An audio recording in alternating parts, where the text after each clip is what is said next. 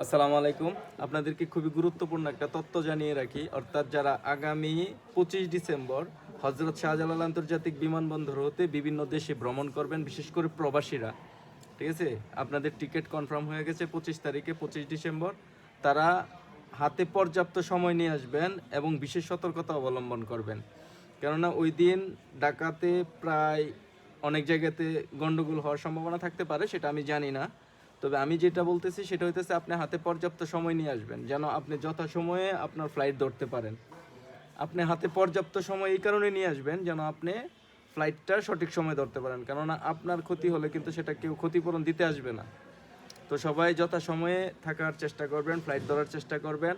আর যারা বিভিন্ন দেশ থেকে দেশে ফিরবেন তাদেরকে বলবো যে আপনারা সময় নেবেন, সময় নিয়ে বের হবেন, কেননা যানজটের সময় আপনারা বের হবেন না, যানজট কমার পরে বের হবেন। তো সবাই ভালো থাকবেন, ভিডিওগুলো লাইক, কমেন্টস এবং শেয়ার করে আমার পাশে থাকবেন।